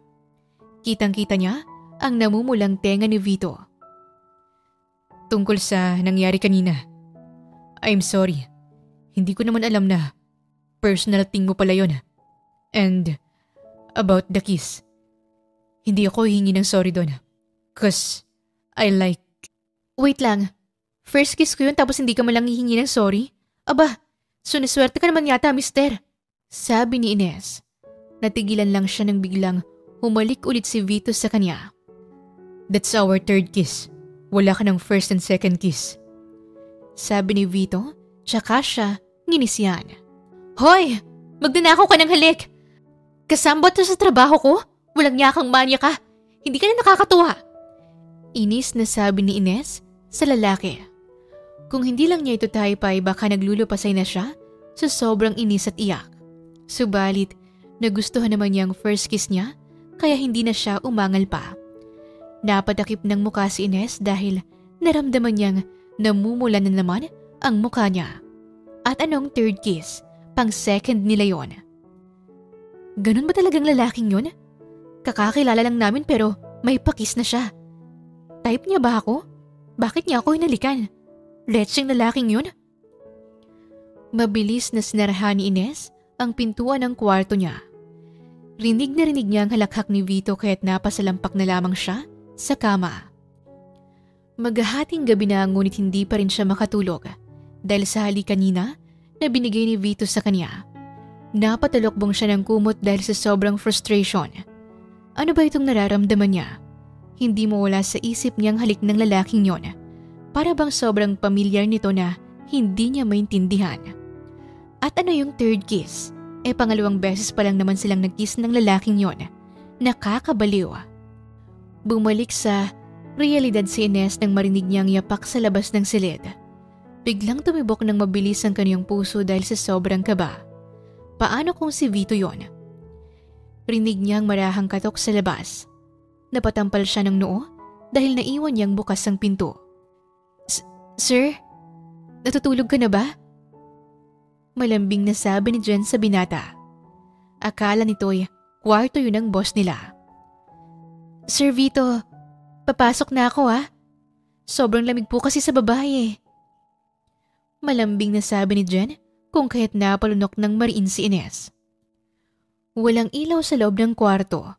Sarado rin ang mga kortina kung kaya't walang nakikita si Jen. Ngunit naaamoy nito ang pabango ng binata kung kaya't napangisi ang dalaga. Tuwang-tuwang humakbang papasok pa si Jen at dumiretso sa malaking kama. Hinubo ng dalagang damit at tinaas ang comforter sa gilid. Walang pakundangang tumabi si Jen kay Ines. Nakangisi pa ito dahil naging matagumpay ang plano. Ilang sandali pa, dahan-dahang tumayo si Ines at mabilis na binuksan ang ilaw sa kwarto. Malakas na sigaw ang bumalot sa loob kung kaya't nagising si Vito. At dahil malapit ang kwarto ng lalaki, ay dali-dali itong pumasok sa loob ng kwarto ni Ines.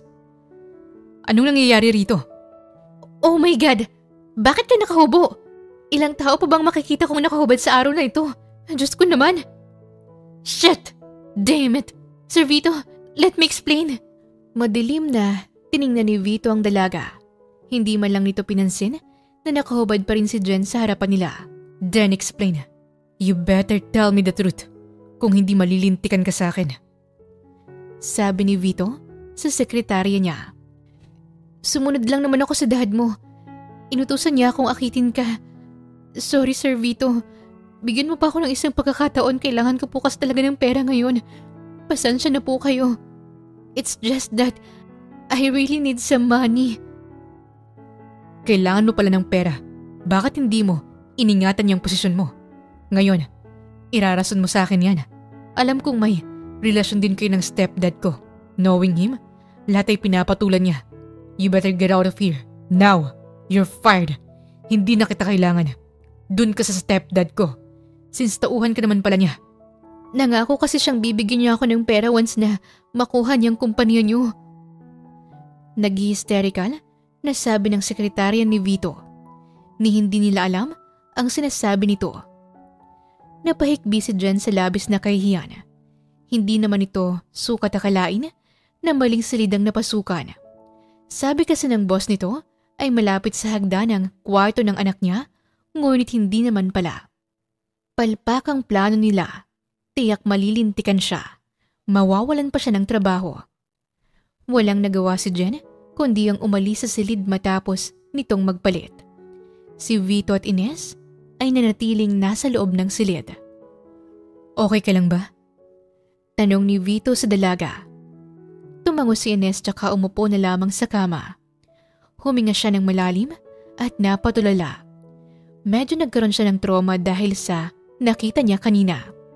2 tao ba naman ang nakita niyang hubo? Ines.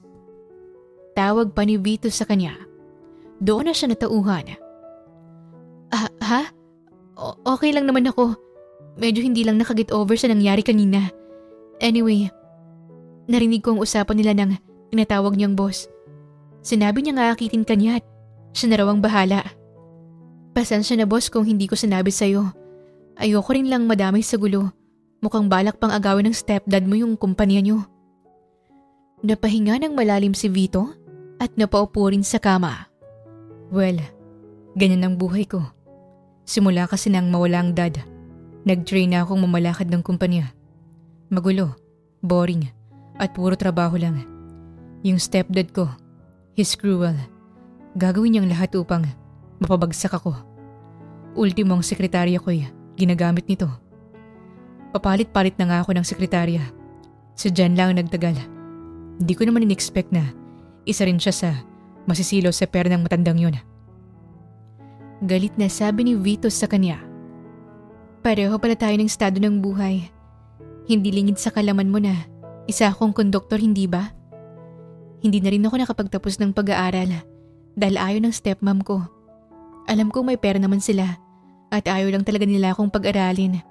Kaya sa edad na 18 ay nagtatrabaho na ako. Gusto ko man mag-aral ngunit hindi na rin kaya dahil nag-aaral pa ang kapatid ko. Stepsister ko, kapatid sa ama. Kuwento niya sa lalaki. Kumusta naman ang tatay mo? Tanong ni Vito kaya pilit na tumawa si Ines. Si tatay? Sunod-sunuran naman yun sa asawa niya. In love kaya mas mahal nito ang bago niyang pamilya kaysa sa akin. Minsan nga napapatanong na lang ako sa sarili ko. Paano kung hindi namatay ang nanay ko sa isang trahedya? Paano kung buhay pa siya? Minsan, yan din ang tinatanong ko sa sarili ko, Ines. Siguro, masaya ang pamilya natin ngayon. Sana balang araw, maliwanagan tayo kung bakit nangyari sa atin to. Mahirap tanggapin ang pagkawala nila, lalo na't napakalaki ng epekto nito sa atin. Pero siguro nga, ang mga pagsubok nito ay parte ng plano ng Diyos para sa atin. Marahil, sa gitna ng sakit at pangungulila, merong aral tayong matututunan.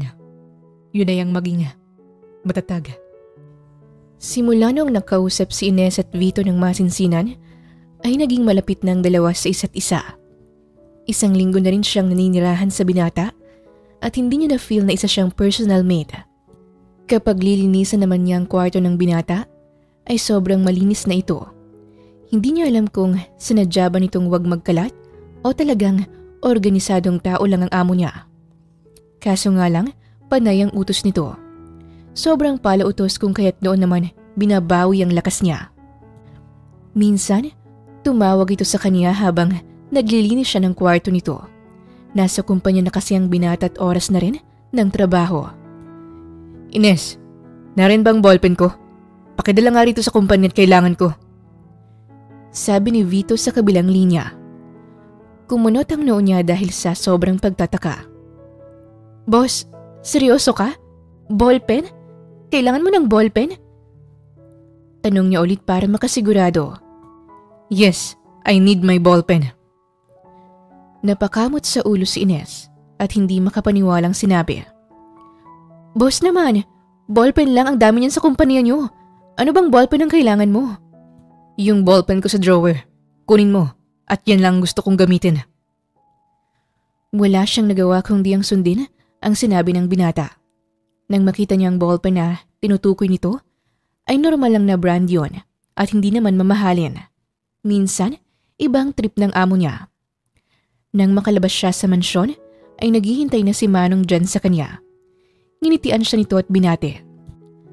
Oh Ines, ano na naman ba yung pinadala sa'yo ni boss?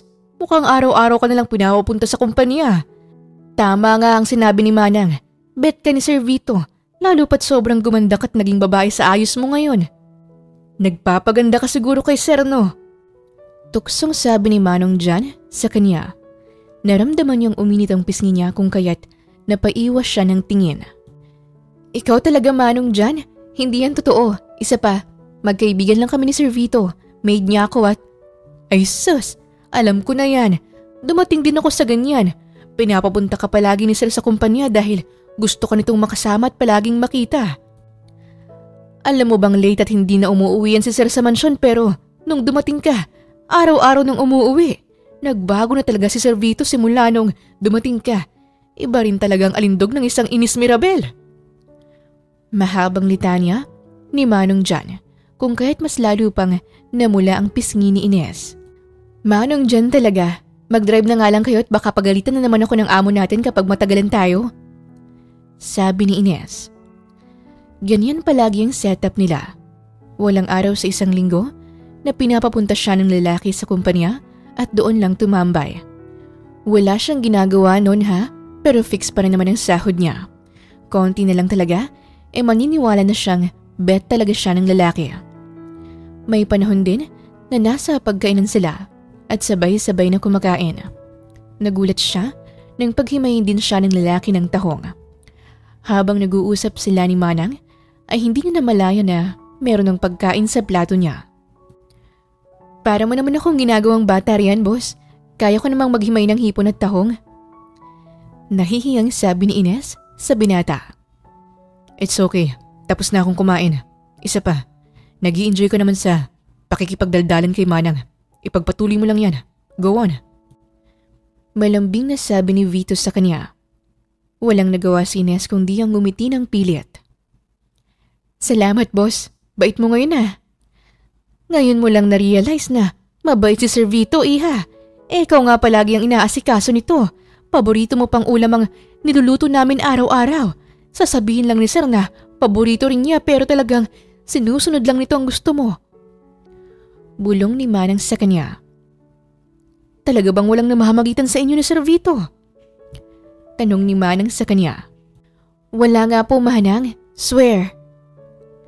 Gustong tanungin ni Ines si Vito kung anong meron sa kanilang dalawa at sobrang bait nito sa kanya. Halata naman ang kilos ng lalaki. Ngunit wala siyang lakas na tanungin yon. Sobrang nahihiya siya at baka mali siya ng inakala. Sa katunayan, meron siyang nararamdaman kay Vito.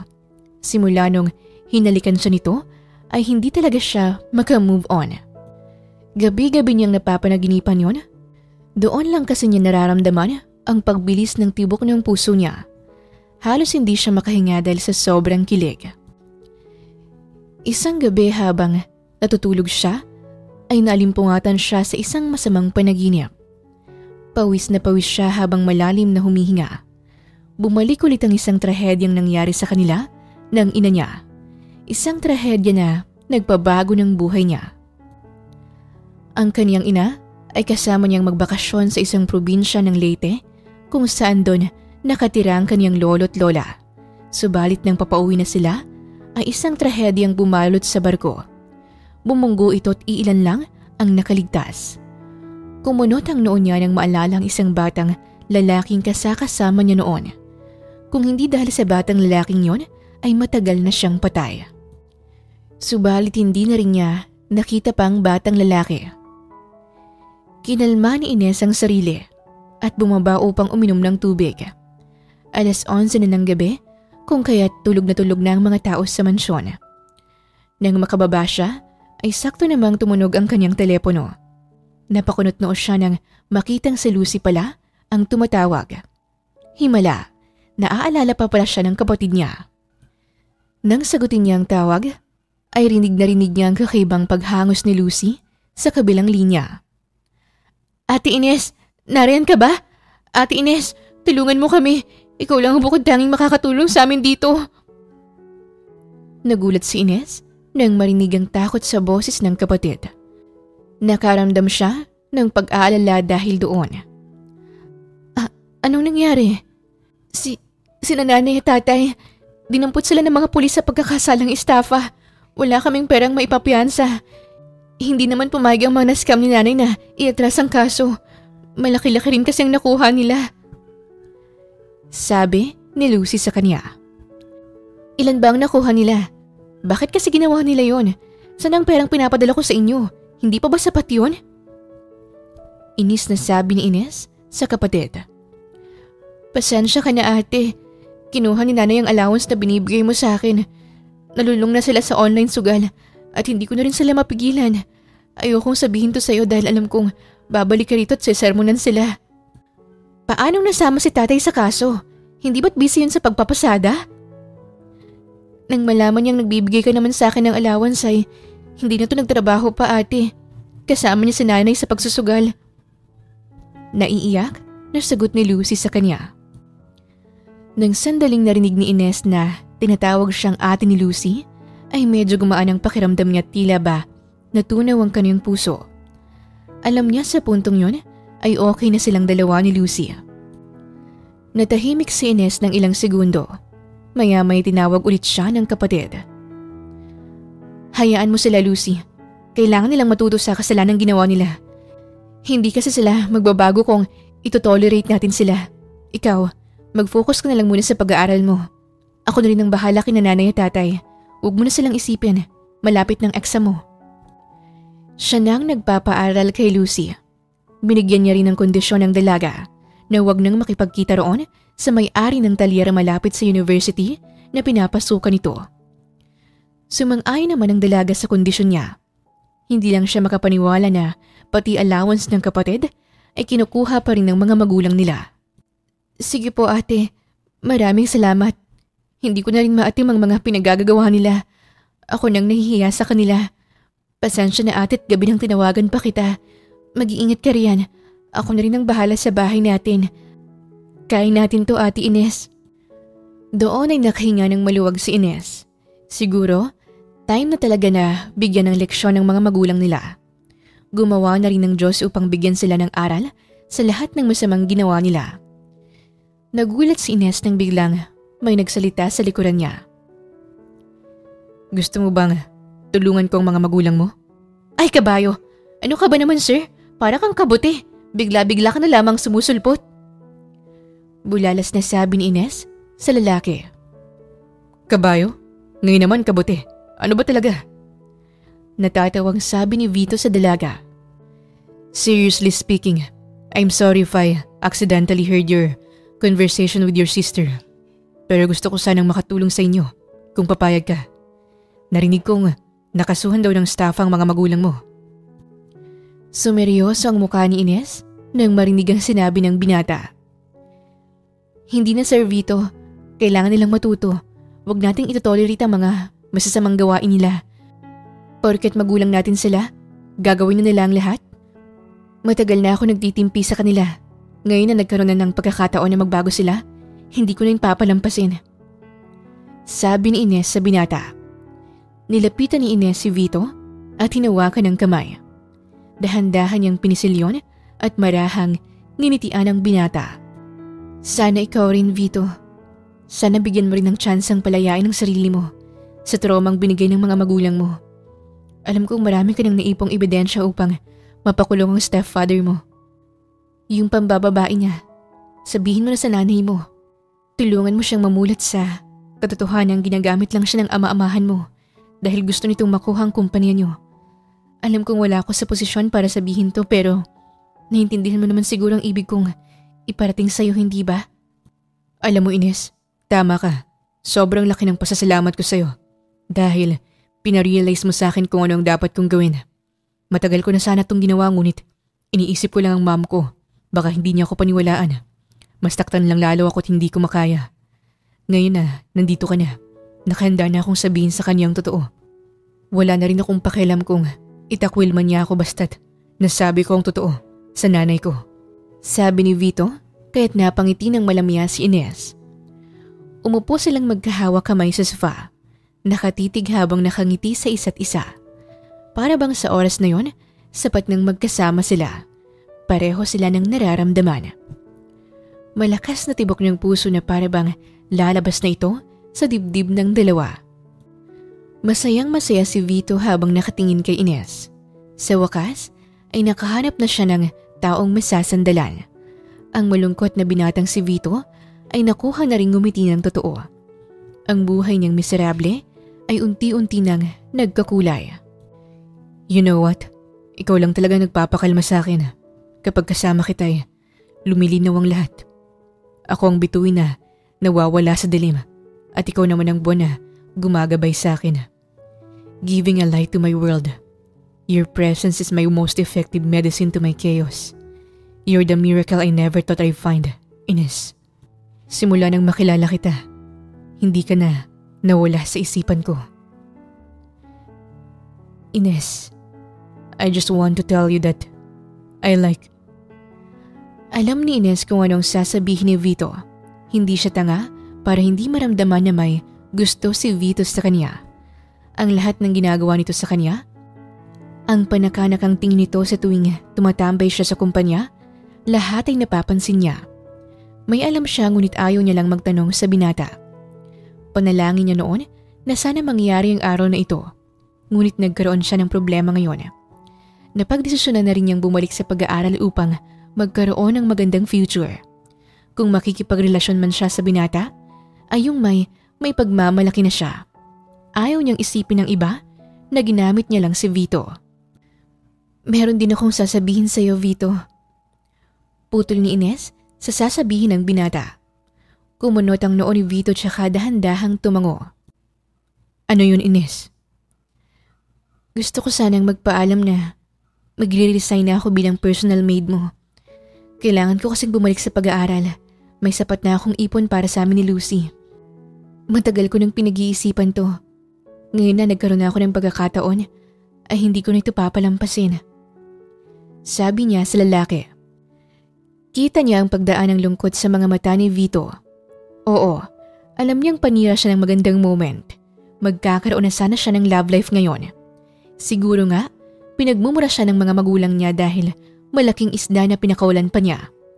Ngunit sa ngayon, mas mahalaga ang pag-aaral niya kesa love life. Salamat sa konting oras na pakilig. Ngunit, study first muna siya ngayon. Nawala rin agad ang lungkot sa mga mata ni Vito at naintindihan ang sinabi niya. Sumilay ang pilit ng ngiti sa binata, tsaka napakamot sa ulo. Naintindihan ko na kaya tinanggap mo ang offer ko noon dahil lang sa isang goal mo, ang makapag-aral sa kolehiyo. Alam kong pangarap mo yan kung kaya't hindi na kita hadlangan pa. Basta't kung kailangan mo ng tulong ay nandito lang ako. Nasa tabi mo ako palagi. Sa katunayan, hindi maintindihan ni Vito na aalis si Ines sa trabahong binigay niya. Alam niyang mag-aaral ito, pero pwede naman niyang tulungan ang dalaga. Sa huli, pinakawalan na naman niya ang taong mahal niya noon pa man. Pakatatandaan mo na tinupad ko ang sinabi ko sa iyo noon, Ines. Kahit saan ka mang lupalop ng mundo, ay hahanapin kita. Ngayon na nahanap na kita, ay hindi na kita pakakawalan pa. Sa ngayon, papakawalan ulit kita. Ngunit kapag hindi ko na natiis, wala akong choice kundi balikan ka. Napakunot si Ines sa huling sinabi ni Vito. Magtatanong pa sana siya, ngunit dahan-dahan siyang niyakap ng lalaki. Ikaw naman, pwede ka namang bumisita sa bahay. Hindi naman ako mawawala sa buhay mo. Mag-aaral lang ako, Sir Vito. Pinakawalan siya ni Vito tsaka ngumuso. How many times do I have to tell you? Na Vito na lang. Gusto mo yatang ikis kita ulit for your punishment. Tigil-tigilan mo ako, Vito. Nilalandi mo na naman ako. Study first muna ang peg ko. Tama na yung konting pakilig mo dati sa akin. If tayo, tayo talaga. Naputo lang sasabihin ni Ines nang mariin siyang hinalikan ni Vito. Wala siyang nagawa kundi gantihan nang mariin ang halik ng binata. Hanggang sa tuluyan siyang napahiga sa sofa. Para bang kinain niya ang lahat ng sinabi niya. Parang ayaw na niyang mag-study first muna. Sa huli, ay sinunod muna niyang sinisigaw ng kaniyang puso. Marahan siyang kinarga ng binata papunta sa kwarto nito. And the rest is history. Kinabukasan ay maaga siyang nagising. Sumilay ang ngiti niya nang bumungad sa kanya ang maamong mukha ni Vito. Gustuhin man niyang manatili pa ng matagal, ngunit hindi na niya ginawa pa. Hinalikan niya ang noo ng binata at nagpasalamat sa lahat. Dahan-dahan siyang tumayo sa takot na magising si Vito. Nang makatayo siya, ay nakita niya ang isang bracelet na nasa bedside table ng lalaki. Napakunot siya ng noo at kinuha yon. Laking gulat niya nang makita ang bracelet na binili sa kanya ng kanyang ina noong nagbakasyon sila sa Leyte. Napatakip siya sa labi at tahimik na napahikbi. Sa oras na yon, unti-unting sumink in sa kaniyang mga sinabi ng lalaki kagabi. Pakatandaan mo na tinupad ko ang sinabi ko sa iyo noon, Ines. That's our third kiss. Wala nang first and second kiss. Paulit-ulit na nagproseso ang mga pangungusap na yon sa dalaga. Hindi makapaniwala na ang batang lalaking kasama niya noon sa barko ay si Vito pala. Naalala niyang bago pa man sila magkalayo ng binata, ay ninakawan pa siya nito ng halik, sabay sabing, "Promise, I'll find you." Napaiyak siya sa tuwa dahil sa naalala. Ang batang yon ay si Vito. Bakit ngayon lang niya na-realize? Hanggang ngayon ay kiss stealer pa rin palang lalaking ito. Hindi na nagbago. Subalit na wala ang tuwa na nararamdaman niya nang ma-realize niyang kailangan niyang lumisan sa mansyon na yon. Nagpaalam na rin siya sa binata kung kaya't aalis na rin siya. Ayaw niyang makausap ulit si Vito at baka mag-backout siya. Siya ang taong may isang salita. Kung ano ang naging desisyon niya ay hindi na yon magbabago pa. Kinuha niya ang papel sa drawer nito at nagsulat. "Thanks for saving me." Nang maisulat niya ang mga salitang yon, ay pinatong niya ang bracelet sa note niya. Bago pa man siya makalabas, ay nginitian niya muna ng matamis ang binata. "I know you'll find me again." Bulong niya at unti-unting sinarahan ang pinto. Ilang buwan ang nakalipas. Sa wakas ay nakabalik na si Ines sa pag-aaral. Ang kaniyang kapatid na si Lucy ay nakapagtapos na rin kung kaya't siya naman ang tinutulungan nito. Ngayon ay may usapan sila ng kapatid na pupunta sila sa kulungan upang bisitahin ang kanilang mga magulang. Tama ngang sinabi ni Ines. Simula kasi nung napuntang mag-asawa sa kulungan ay nagbago na ito. Naging mabait na si Lucia kay Ines at humingi ng tawad sa dalaga. Sino ba naman si Ines upang hindi patawarin ang pangalawang nanay niya? Labis ang iyak at pagsisisi ni Lucia habang humihingi ng tawad kay Ines. Alam kasi nitong malaki ang kasalanan ng matanda sa dalaga. Gayon din ang ama nitong si Julio ay labis na nagsisisi. Sa loob-loob ni Ines, tama nga ang desisyon niyang hindi humingi ng tulong kay Vito noon. Speaking of Vito, ilang buwan na itong hindi nagpaparamdam sa kanya kung kaya't labis na nadurog ang kanyang puso. Hindi niya alam kung kinalimutan na ba siya nito o baka nagkaroon na ng girlfriend na iba. Pero labis ang panghihinayang niya noon. Minsan nga'y kinu-question niya ang sarili. Tama bang ginawa niya? Tama bang mas inuna niyang pag-aaral kesa sa kanyang love life? Kung sa bagay, kung sila man ang nakatadhana ay sila talaga. Papalabas pa lang siya ng university nang biglang humarang si Kai sa kanya. Si Kai ay matalik niyang kaibigan at naging kaklose sa loob. Uy, saan ka pupunta? Tanong ni Kai sa kanya. Bibisitahin namin ni Lucy ang mga magulang namin. Sasama ka? Napangiwi si Kai at saka umiling. Wes na mi, may lakad pa kasi ako. Naputo lang sasabihin ni Kai nang biglang may marahas na kamay na humila sa lalaki kaya muntik nang matumba ito. Mabuti na lang at nakabalansi ang binata. You, back off. She's mine. Mariing sabi ni Vito sa binata habang masamang tiningnan si Kai. Ngayon ay hinawakan na ni Vito ang kamay ni Ines. Aray ko naman, muntik na akong masyumba. Hindi ko naman naagawin niyang sisisuwang ko. Ikaw pwede pa. Wait, ikaw ba ang gagong si Vito Shi na tot ganitong siswang ko? Tanong ni Kai, isa palang bakla. Kumunot ang noo ni Vito. Haharapin pa sana si Kai ngunit mabilis na hinila ni Ines ang binata palayo sa kaibigan. Mauna ka na, Kai! Sigaw niya kung kaya't agad na umalis si Kai. At ikaw naman, bakit bigla ka nalang pasulpot-sulpot? Ni wala kang paramdam sa akin tapos ngayon? Mabilis na niyakap ni Vito ang dalaga. I miss you. Bala ko sanang balikan ka, ngunit nagkaroon ng emergency ang mom. Nung sinabi ko sa kanyang totoo, ay bigla siyang nagwala. She's in the mental right now, at kinailangan niya ng tulong ko. Malungkot na sabi ni Vito sa kanya. Akala ko nakalimutan mo na ako. Akala ko may iba ka na. Naiiyak na sabi ni Ines sa binata.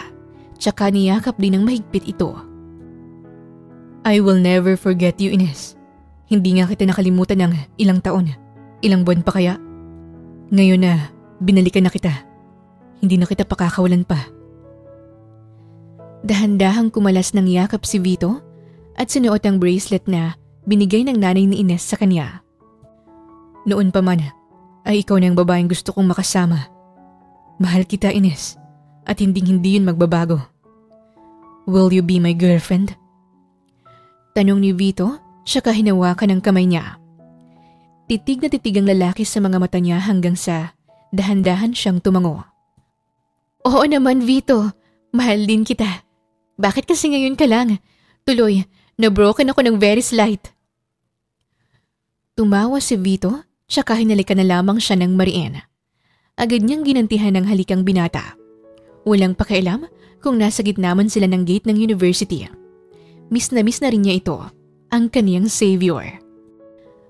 Ang kwento ni Vito at Ines ay nagpapaalala sa atin na ang tunay na pag-ibig, kung ito'y nakatadhana, ay makakahanap ng paraan upang magtagpong muli. Gaano man katagal ang lumipas o gaano karaming pagsubok ang dumating. Sabi nga ng isang sikat na kasabihan, kung para sa'yo talaga, ay para sa'yo. Ang kwento ring ito ay nagbibigay inspirasyon sa ating panatilihing buksan ang puso at magtiwala sa proseso ng buhay, sapagkat ang tunay na pag-ibig ay palaging makakahanap ng daan pa uwi.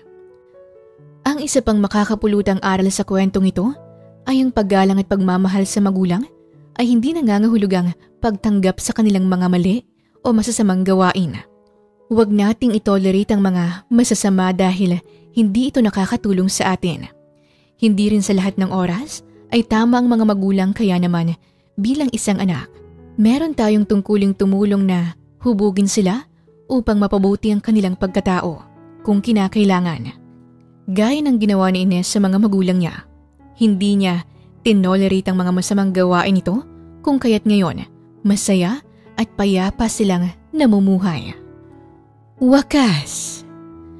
Maraming salamat po sa inyong pakikinig sa kwentong ibinahagi namin ngayong araw.